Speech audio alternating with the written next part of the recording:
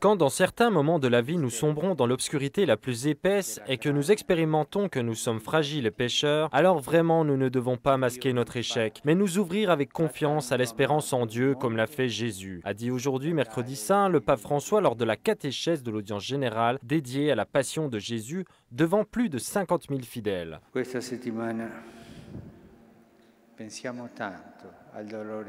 Cette semaine, pensons à la douleur de Jésus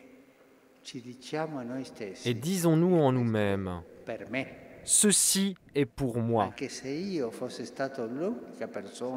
Même si j'étais la seule personne au monde, lui, il l'aurait fait.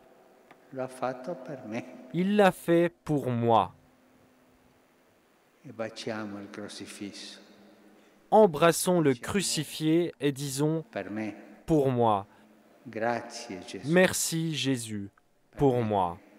Avec sa mort sur la croix, a expliqué encore le pape, Jésus atteint l'humiliation complète et en lui nous trouvons la réponse divine au mystère du mal, de la douleur et de la mort. Quand nous voyons souffrir les enfants, c'est une blessure dans le cœur et Jésus prend tout ce mal, toute cette souffrance sur lui. La résurrection de Jésus n'est pas la fin heureuse d'un joli conte, a conclu le souverain pontife. Il n'est pas le happy end d'un film, mais il est l'intervention de Dieu le Père, là où se brise l'espérance humaine. Une hymne à la joie du sacerdoce, qui est un bien précieux non seulement pour lui, mais également pour tout le peuple de Dieu, a dit le pape François dans son homélie lors de la messe chrismale du jeudi saint, concélébrée dans la basilique Saint-Pierre avec les cardinaux, les évêques et les prêtres présents à Rome. En ce jour par lequel nous faisons mémoire de l'institution du sacerdoce et de notre ordination sacerdotale, a dit le pape en citant plusieurs fois l'exhortation apostolique Evangelii Gaudium, rappelons-nous que notre joie trouve ses fondements dans l'amour du Père, et que nous sommes les plus pauvres des hommes si Jésus ne nous enrichit pas par sa pauvreté. La joie sacerdotale, a expliqué le pape, est une joie qui nous oint, qui ne nous rend pas mielleux ni présomptueux. C'est une joie incorruptible et une joie missionnaire qui irradie tout le monde et attire tout le monde. Elle commence à l'envers, par les plus lointains. Elle est gardée par notre troupeau. Même dans les moments de tristesse, apathiques et ennuyeux de la vie sacerdotale et à travers lesquels moi-même je suis passé, a confié le peuple de Dieu est capable de garder cette joie. Il est capable de te protéger, de t'aider à retrouver une joie renouvelée.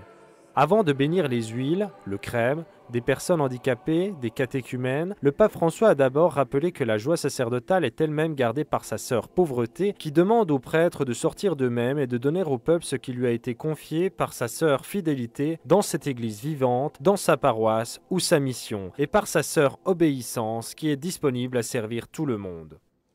La disponibilità del sacerdote fa della Chiesa la casa delle porte aperte. La disponibilité du sacerdoce fait de l'Église la maison aux portes ouvertes, refuge pour les pécheurs, foyer pour ceux qui vivent dans la rue, maison de soins pour les malades, camping pour les jeunes, salle de catéchisme pour les enfants de la première communion. Où le peuple de Dieu a un désir ou une nécessité, là se trouve le prêtre qui sait écouter. Là c'è il sacerdote che sa ascoltare. Jésus s'est fait notre serviteur, et l'héritage qu'il nous laisse est d'être des serviteurs les uns pour les autres. Tels ont été les mots du pape François dans une brève homélie prononcée avant de laver les pieds de 12 personnes handicapées lors de la messe de la Scène du Seigneur célébrée dans l'église de la maison d'accueil pour personnes âgées et handicapées Sainte Marie de la Providence de la fondation Don Gnocchi à Rome. Un an après qu'il se soit rendu pour le jeudi saint dans une prison où il avait accompli le rite du lavement des pieds, il a été accueilli par une foule composée de patients, de familles, de pensionnaires, du personnel et de volontaires. Dans son homélie, il a rappelé que laver les pieds était un geste symbolique au temps de Jésus. Les esclaves, les serviteurs le faisaient aux invités au repas parce que les rues étaient en terre. Jésus faisait ainsi un service d'esclaves et l'Église nous rappelle que nous devons nous servir les uns les autres. Io farò questo gesto, ma tutti noi nel cuore nostro pensiamo agli altri. Et moi, maintenant, je vais faire ce geste. Mais nous tous, dans notre cœur, pensons aux autres et pensons à l'amour dont Jésus nous dit que nous devons avoir les uns pour les autres et pensons même comment nous pourrions mieux servir les autres personnes. Parce que Jésus a voulu cela de nous. ha voluto da noi. Puis, le pape François s'est agenouillé et a lavé, essuyé et embrassé les pieds au jeune Oswaldinho du Cap-Vert, en chaise roulante depuis un plongeon en mer, et à Pierre et Angélique, les plus anciens, à Walter, atteint de trisomie 21, et à Giordana, originaire d'Éthiopie, touché de paralysie spastique, et à Marc, 19 ans, animateur paroissial, opéré plusieurs fois pour une tumeur cérébrale, et à Ahmed, libyen et musulman, qui suite à un accident de voiture a subi des dommages neurologiques graves. Issu de certains des 29 centres italiens de la fondation Don Gnocchi, il représentait les milliers de patients assistés avec amour dans ces structures.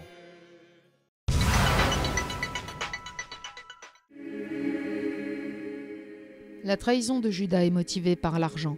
Dans la Bible, l'argent est l'idole par excellence derrière laquelle se cache Satan, le véritable concurrent de Dieu.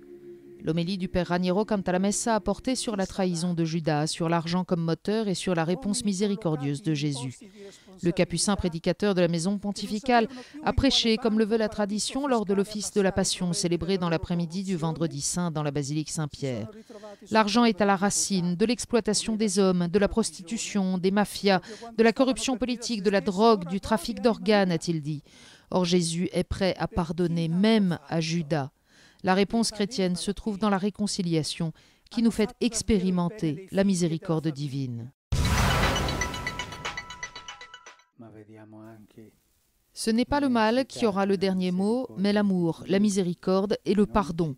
C'est ce qu'a dit le pape François dans la brève méditation qu'il a donnée à la fin du chemin de croix qui se déroulait au Colisée dans la soirée du Vendredi Saint, en présence de quelques 40 000 personnes. Dans la croix, nous voyons la monstruosité de l'homme quand il se laisse conduire par le mal, mais nous voyons aussi l'immensité de la miséricorde de Dieu qui ne nous traite pas selon nos péchés, mais selon son amour. Devant la croix de Jésus, nous voyons presque à le toucher combien nous sommes aimés dans l'éternité. Devant la croix, nous nous sentons fils et non pas objets.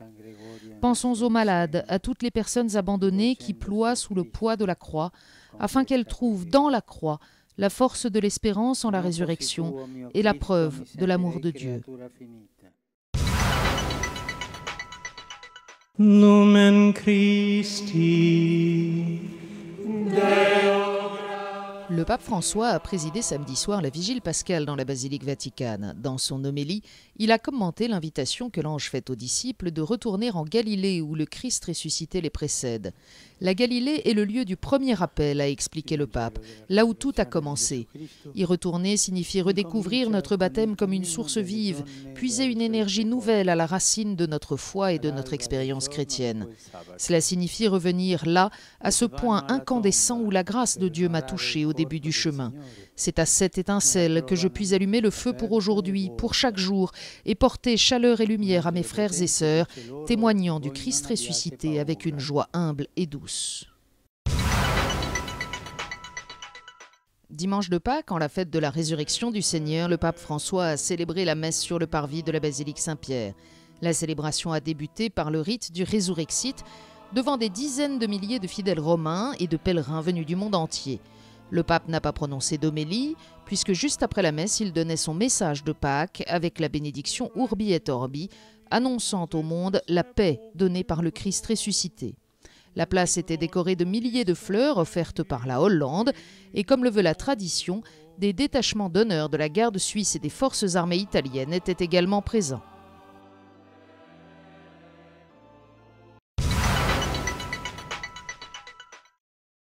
Pour tous les peuples de la terre, nous te prions, Seigneur, toi qui as vaincu la mort, donne-nous ta vie, donne-nous ta paix.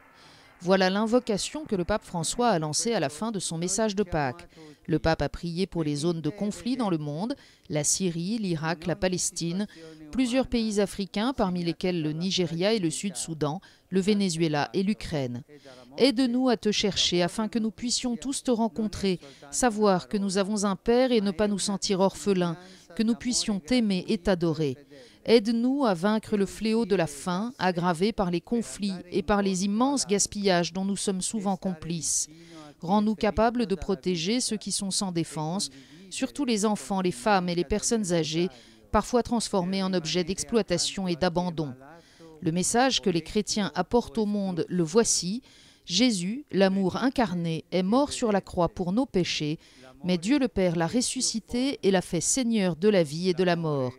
En Jésus, l'amour l'a emporté sur la haine, la miséricorde sur le péché, le bien sur le mal, la vérité sur le mensonge, la vie sur la mort.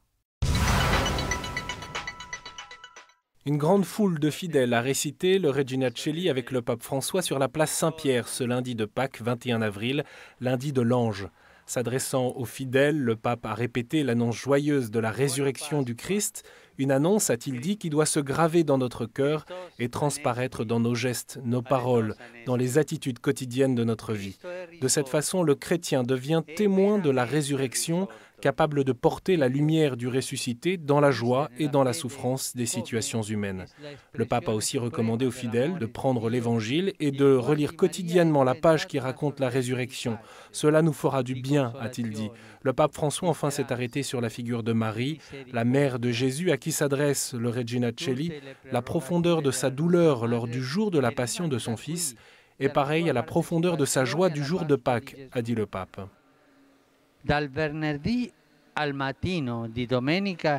Du vendredi matin au dimanche, elle n'a pas perdu l'espérance. Nous l'avons contemplée mère douloureuse, mais en même temps, mère pleine d'espérance.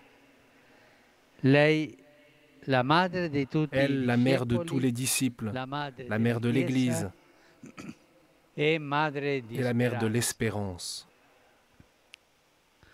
À elle, témoin silencieux de la mort et de la résurrection de Jésus, nous lui demandons de nous introduire dans la joie pascale. Nous le faisons maintenant par la prière du Regina Coeli qui remplace durant le temps pascal la prière de l'Angélus. Bonjour et très sainte fête de Pâques à vous tous. Dans moins d'une semaine maintenant, le pape François célébrera ici au Vatican la canonisation de deux de ses prédécesseurs, Jean XXIII et Jean-Paul II. Angelo Roncalli ouvrit, on s'en souvient, l'Église au monde en lançant le Concile Vatican II, et puis Karol Wojtyła, le pape missionnaire qui porta à travers le monde le message de l'Évangile. Dimanche prochain, le pape émérite Benoît XVI pourrait assister aussi à cette cérémonie place Saint-Pierre. Il n'en faut donc pas plus pour parler de journée historique, pour certains de journée des 4 papes. Sans parler des foules qui vont venir à Rome et les 200 000 pèlerins de ce dimanche et lundi de Pâques en était qu'un avant-goût. Eh bien, on annonce ici des millions de fidèles. On attend plutôt, en fin de compte, entre 800 000, 1 million, 1,5 million de fidèles pour cette canonisation. Et ce n'est évidemment pas rien. Tout le monde ne tiendra donc pas sur la place Saint-Pierre où des carrés VIP accueilleront d'ailleurs une vingtaine de chefs d'État du monde entier, une vingtaine d'autres chefs de gouvernement, parmi lesquels le Premier ministre français. Tout le monde ne tiendra pas non plus sur la Via della Conciliazione qui mène au Vatican, et les organisateurs installent ces jours-ci des écrans géants en plusieurs points de la ville de Rome pour permettre au plus grand nombre de suivre cette messe de canonisation. Tout un symbole sur la place Farnèse, au cœur de la ville de Rome, devant l'ambassade de France en Italie. Les fidèles pourront suivre la messe retransmise en français par KTO. La communauté catholique française d'ailleurs de Rome s'est mise en 4 pour accueillir les pèlerins. Accueil, visite guidée des églises françaises, messe et temps d'adoration et de confession. Un temps de prière particulier devrait regrouper de très nombreux Français samedi après-midi dans les jardins du couvent de la Trinité des Monts. Il sera présidé. Il sera conduit par le président de l'épiscopat français, Monseigneur Pontier. Et puis 15 000 petits livrets comme celui-ci ont été imprimés pour l'occasion. Ils seront gratuitement distribués aux fidèles tout au long de ces journées. Ceux qui ne rejoignent pas Rome, évidemment, ne seront pas en reste. KTO s'installe ici même pour vous faire vivre cette canonisation pendant 5 jours à compter de jeudi. Des émissions spéciales vous seront proposées par la chaîne, des documentaires, des retransmissions en direct, des flashs ou encore des interviews. Et tout cela pour être en communion avec les centaines de milliers de fidèles qui sont attendus ici à Rome dans les jours prochains. Je vous dis à la semaine prochaine.